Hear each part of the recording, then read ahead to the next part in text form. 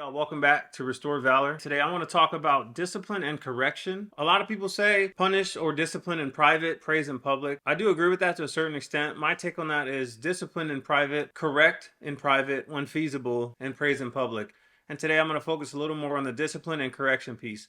So discipline, if you are in a leadership role, an HR role, and you have to bring somebody in to give them discipline. In the military, there's only certain people who can enact discipline on their team members. In the civilian world, I know supervisors can enact discipline, counseling, reprimands, things like that. That is certainly something that should be done in private. You should not be openly reducing someone in rank or suspending someone from their job, things of that nature. That typically does not have place in a public setting. Now, when we talk about correction, typically you should correct someone in private. If I see someone who has a uniform malfunction, hey, you got long strings hanging off your uniform, whatever the case may be, and just pull them to the side, and then we correct. None of it's personal. If I'm correcting somebody on the standard, that's not personal. I don't have anything personal against them. Now, these things can become personal if people in leadership positions target specific members, or there's two different members on teams, but they only seem to talk to one of them, and they have the same infractions.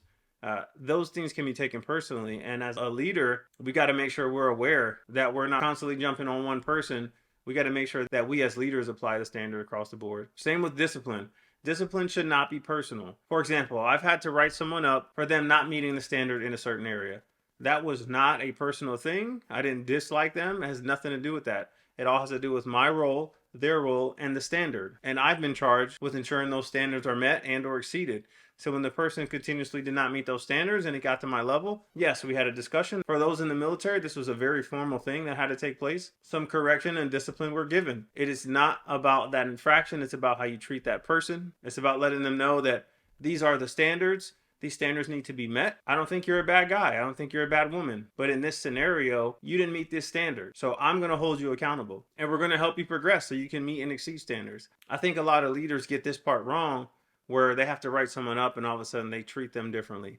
Or all of a sudden they treat them like they're less than. No, they're a person who either made a mistake or made a series of mistakes, but they're still human beings at the end of the day. You need to learn how to separate discipline and correction out of a personal space. Our subordinates and our team members often get this wrong as well. They think, oh man, this person's holding me accountable. They must not like me.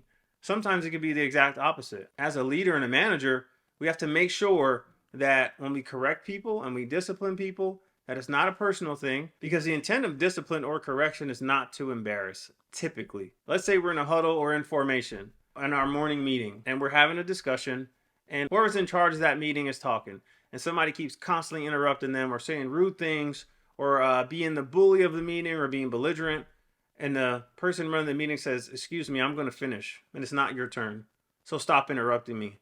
I don't see anything wrong with that. I think you want to get out there in public and try to put on a show. It is fair to correct that action, because that action could be a detriment to the rest of that meeting, to the rest of that formation, to the rest of that discussion. So in those scenarios, it is appropriate to correct immediately. And it's not to embarrass that person. It's just to let them know that in order to move forward, we need these things to cease.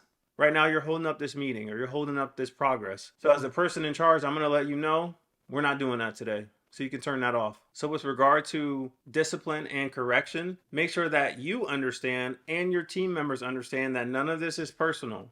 I'm not correcting your bright blue hair if you're in a military uniform because I personally don't like you, but the standard is this. You can't have that color hair, and we have to go from there. Let's say on the civilian side, you have a standard greeting, a standard message, a standard thing that you must do, and someone decides to go outside of those lanes. Leadership, manager, supervisor needs to correct that behavior. And it's not because they don't like you. It's just because these are the rules. These are the standards. If you want to change the standard, great. Let's bring that up and make it make sense. Get it to our higher ups and see if we can get our policies changed. But in the meantime, these are the standards that we must abide by. And none of that should be taken personal. From the teammate standpoint, remember, don't receive discipline or correction in a personal manner. I've been on both sides of discipline and correction. So I definitely understand, but sometimes you have to look in the mirror, do a little bit of self-reflection and say, is this because the person just doesn't like me because of my attitude or how I talk or how I look? Or, hey, do I need to tighten up in these certain areas? And this person really is looking out for me by giving me this small correction, or all the way up to giving me this written documentation or discipline. So remember, discipline in private, correct in private when feasible, praise in public. I've been talking about praising people in public in a couple of my videos so far, but Just stay tuned. Let me know if you disagree. If you feel like you should be correcting people in public so everybody gets the message, then let me know. In certain scenarios, again, that may work, or certain training environments. If you want to share this with people, I encourage you to do that. I've been getting really good feedback, or other people who have reached out to me from other organizations. I really want to say thanks to y'all who've been sharing this. Again, lots more videos to come, lots more content to come. Appreciate y'all tuning in, and I'll see you next video on Restored Valor.